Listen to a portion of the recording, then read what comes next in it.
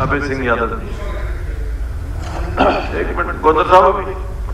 धन्यवाद अध्यक्ष महोदय। बत्रा जी ने अभी बड़े विस्तार से फाइनेंशियल पैरामीटर्स के बारे में, और बत्रा जी जिस तरीके से बता रहे थे वैसे ऐसे लग रहा था कि जैसे बत्रा जी सरकार के किसी भी काम से संतुष्ट है नहीं, किसी काम को वो मान ही नहीं रहे। मैं तो सर, बाकी तो मुख्यमंत्री जी जवाब देंगे जो उन्होंने बातें कही उनका, लेकिन मैंने एक दो बात जरूर कहूंगा कि जितनी बातें बत्रा जी ने कही हैं फाइनेंशियल पैरामीटर्स के बारे में, ये कोई नया ट्रेंड नहीं है, नहीं नया ट्रेंड नहीं है। These trends have been reflecting in almost every budget, in every government.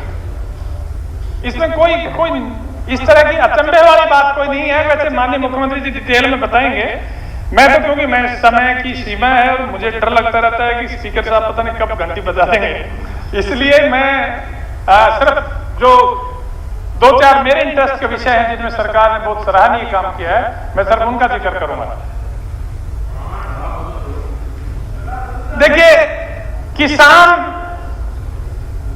के बारे में बहुत बात होती है, कृषि और किसान के बारे में, और मैं समझता हूं कि हमारी सरकार ने कृषि और किसान से संबंधित जो एक्टिविटीज हैं उसमें जितना काम पिछले इस 8 साल में हुआ है, शायद पिछले कई सालों में इतना काम नहीं हुआ। मैं पहली बात एक पॉइंट लेके मैं आपको बताऊंगा। देखिए, बहुत साल से ये काम चल रहा है कि बात चल रही थी कि किसान को न्यूनतम समर्थन मूल्य मिले। सरकार में बातें बहुत होती रहती थी। आप गोगी जी तालियां बजाना, वैसे चुपचाप बैठ जाए।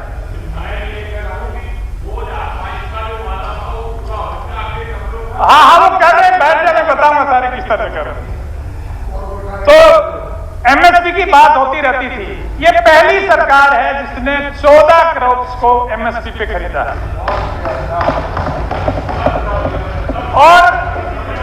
और एमएसपी, एक दूसरी बात और बताऊंगा, बाजरा नहीं बताऊंगा। बाजरे का भावांतर हर जगह मिल गया, सब किसानों के खाते में। अगर कोई नहीं पहुंचा है, अब आप बीच में कमेंट्री ना करो, बीच में कमेंट्री ना करो। बोलने दो उनको, मैं तो ये बता रहा हूँ जो भावांतर की बात कर रहे हैं, ये बताओ बाजरा हैफेड ने किस भाव खरीदा है? बताओ। देखिए क्या 1750 और उसका तय कर दिया 1900। बाजरा 1750 हैफेड ने खरीदा। मैं बता रहा हूँ। बाजरा, पहली बात तो है कि हमारी सरकारी खरीद जो है वो जो नेफेड करता 25%, वो भी शुरू नहीं हुई है। जहां तक हैफेड के द्वारा खरीदे जाने की बात है, हैफेड अपना कमर्शियल परचेज करती है और कमर्शियल परचेज बाजार भाव पर हमेशा कर सकती है, लेकिन इसके बाद भी नेफेड ने जो है 5450, बाजरा नहीं, ये सरसों की बात कर रहा हूँ। जहां तक बाजरा की बात है, जहां तक बाजरे की बात कर रहा हूँ, जहां तक बाजरे की बात है, उन्होंने मैं बता रहा हूं ना, बाजरे की बता रहा हूं।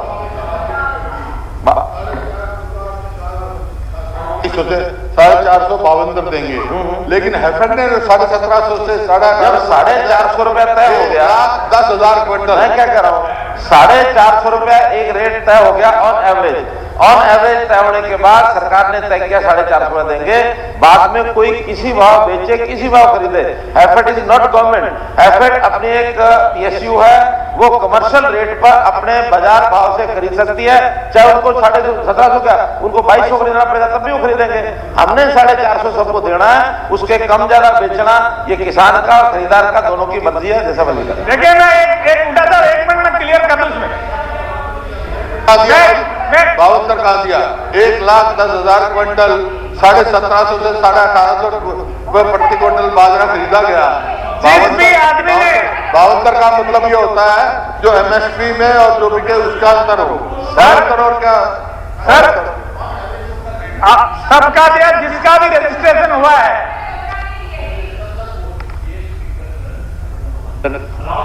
मेरा टाइम नोट कर लेना था, मेरा टाइम खराब कर। भावांतर की जो बात की है मुख्यमंत्री जी ने, ये जर्जर जिले का 18 करोड़ रुपया गया था बावंती योजना का, वो पूरा का पूरा 2 करोड़ बटा वापस आ गया सारा के मैं आपको रिकॉर्ड दूंगा, पूरे फार्मर्स की लिस्ट दूंगा जिसमें 2 करोड़ रुपए उनके बावंती योजना के बाकी है।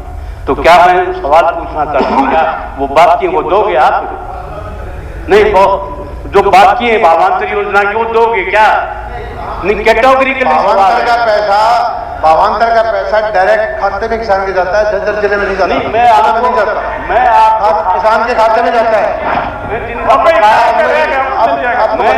जिनका उनकी लिस्ट दूंगा आपको, मैं बताता हूँ, वो आप दोगे क्या? किसान है। मेरा सवाल ये, आप दोगे क्या? जिलों में पैसा नहीं दिया, सीधा किसान के खाते में पैसा। किसान के खाते में जर्जर जिले में नहीं गया, वो गया था आप सभी जगह दिया है। किसान ने पीपीपी पे चढ़वा दिया तो उस पर नहीं, मैं आपको ये लिस्ट दे किसान के खाते मैं बावंतर योजना का बकाया है वो जो वेरीफाई फालतू बात करते हो, झूठ बोलते हो, झूठा बोलते हो, आप झूठ बोलते हो, झूठ बोलता हूँ। किसी किसान का पैसा नहीं होकर सबका सीधा किसान खाते उनको वो अपने हम सीधा किसान के खाते में देते हैं। आप बकाया कहाँ से है? अब दे दो, अगर डाटा दो, मैंने डाटा दो, अब दिलवाएंगे मंत्री जी। किसान कोई बकाया नहीं है। आपस में बात मत करिए, आप इसके अंदर मत लड़िए। देखिए अध्यक्ष महोदय, माननीय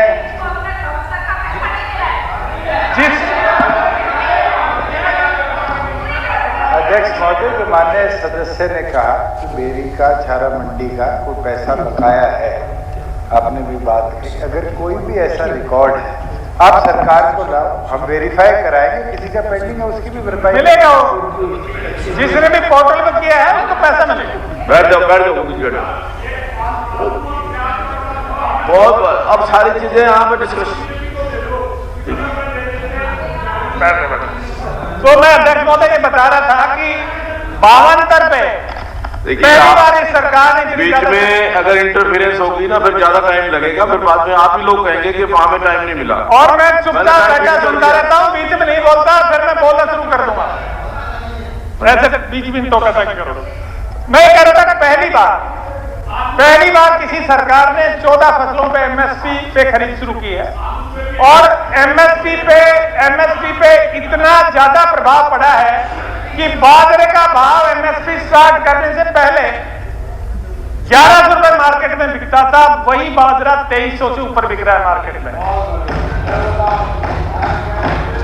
और इसी तरह से सरसों का पिछली बार मंडी में किसान को लाना नहीं पड़ा एमएसपी के लिए, क्योंकि सरसों का भाव एमएसपी से ज्यादा पहले ही मार्केट में था।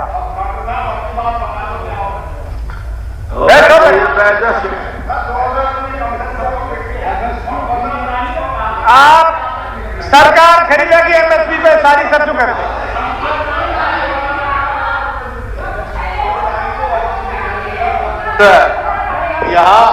यहाँ कहीं आलू पिट गया, कहीं सरसों पिट गई, मध्य प्रदेश में टमाटर पिट गया, महाराष्ट्र में प्याज पिट गया, और यहाँ पंचकुला में सरपंच और कर्मचारी पिट गए, पिटाई करे जा रहे हैं। कागज मेरे पास आए हैं, 2 कागज मेरे पास आए हैं। मुझे लगता है या तो मेरे पास इस बात की ताकीद करने के लिए, सबूत देने के लिए क्या भावांतर मिल गया है या कोई शिकायत है। देखिए अरे भाई, विषय के डिस्पर्स हो गया, अकाउंट में नहीं गया, ये तो जान नहीं गया, वहां बताओ कि उनकी स्टेटमेंट लाओ। जब यहां से डिस्पर्स हो गया,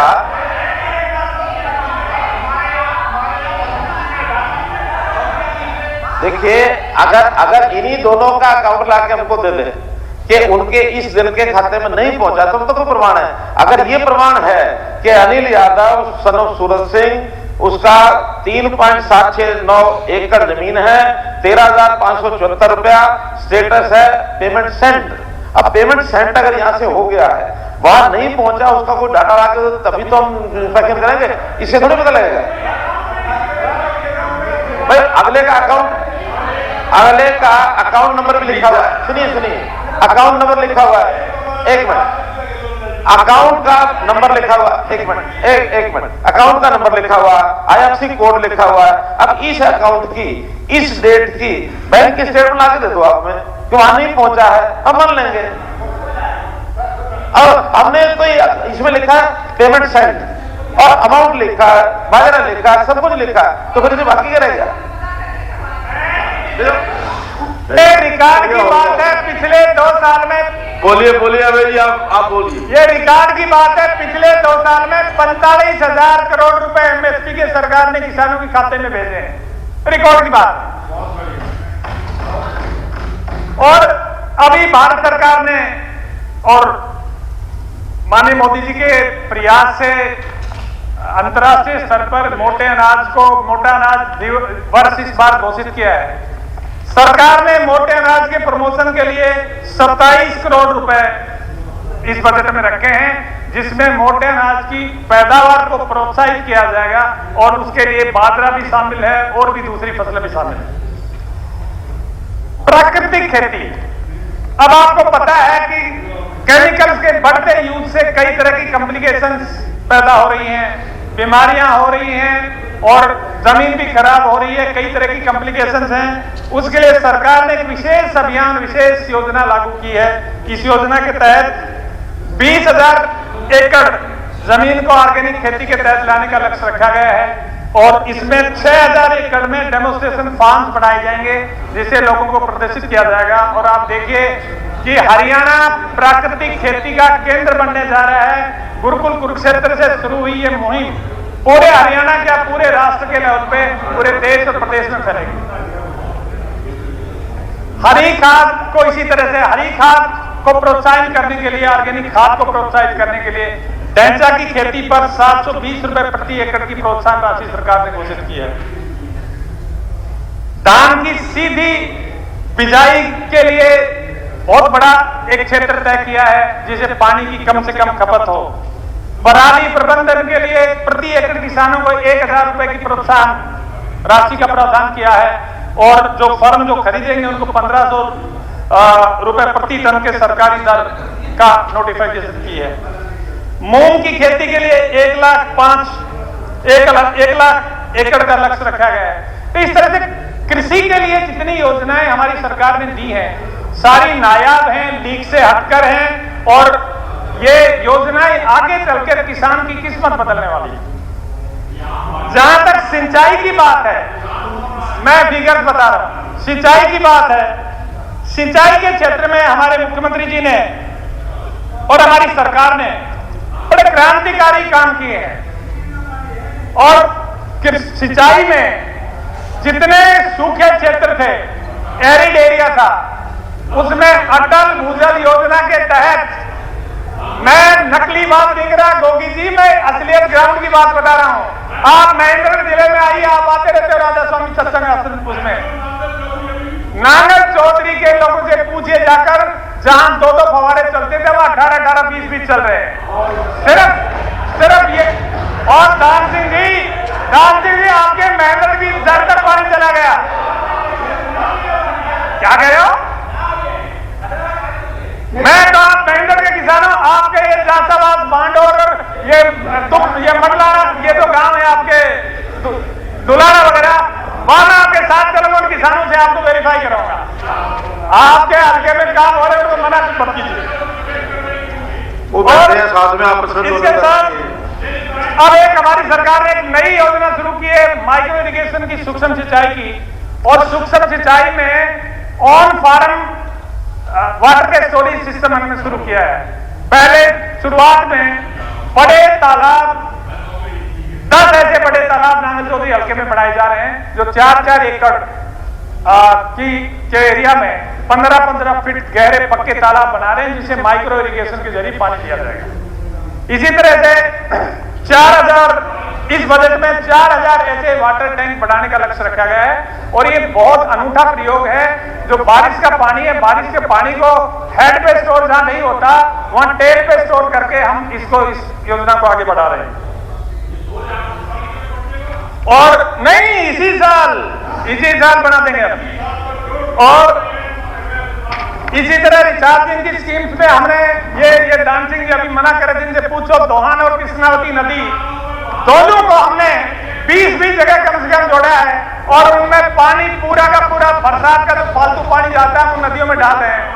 और पिछली बार इनके डांसिंग जी के हल्के में शिकायत आई कि जी बंद करो पानी को, महेंद्रगढ़ में कोई गौशाला, उस गौशाला में पानी भर गया।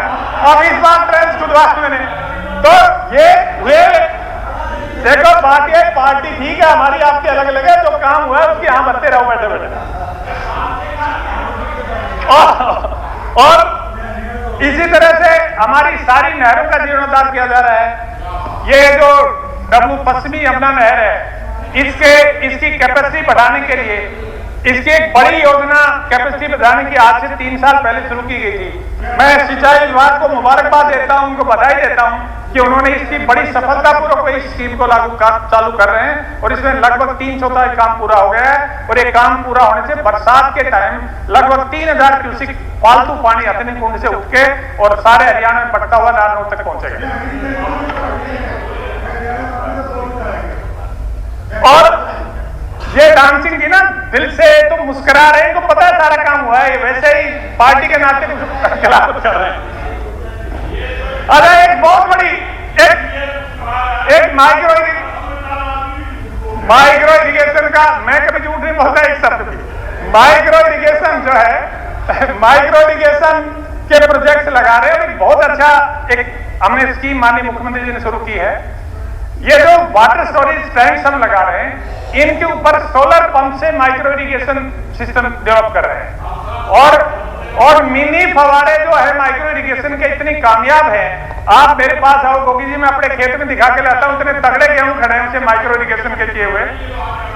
और इनके लिए मैं एक सुझाव है मेरा माननीय मुख्यमंत्री जी से, वो चले के सुन रहे होंगे कि ये जो सोलर पंप्स लगाते हैं इस पे माइक्रो इरिगेशन सिस्टम में, ये हरेडा लगाती है। अब इसमें इरिगेशन के जो प्रोजेक्ट तैयार पड़े हैं और हरेडा जो सोलर पंप्स लगा रही है इसमें गैप बहुत है और इसमें क्योंकि कोऑर्डिनेशन की प्रॉब्लम है, तो मेरा सुझाव यह है कि 3 HP तक की जो मोनोब्लॉक पंप्स हैं इनको खरीदने के लिए इरिगेशन डिपार्टमेंट को अधिकृत कर दिया जाए ताकि वो प्रोजेक्ट जब करें under one roof, under one hand, in one hand, वो सारे के सारे कंप्लीट हो जाएं। तो ये मेरा सुझाव है माननीय मुख्यमंत्री जी तक स्पीकर साहब आपके माध्यम से पहुंचा रहा हूं।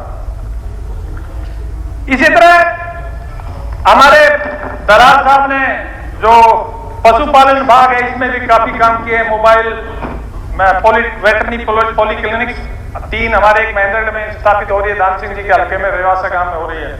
और मोबाइल चिकित्सा इकाइयां शुरू की हैं जो मोबाइल ट्रीटमेंट यूनिट्स हैं इनकी। और गौ सेवा आयोग का बजट 40 करोड़ से बढ़ाकर 400 करोड़ कर दिया, अभी असीम जी बता रहे थे। और विकास हर जगह, हर तरीके से, हर वर्ग का, हर क्षेत्र का विकास हो रहा है। और वैसे आपकी मजबूरी है हाथ हिलाना ना करना, क्योंकि आप हमारी बातों को, वैसे मैं पहले भी कह रहा था कि हलवाई से पैर तो मिठाई को गलत नहीं बताना चाहिए, मिठाई तो अच्छी है तो आपको कहना पड़ेगा। धन्यवाद, जय हिंद। धन्यवाद।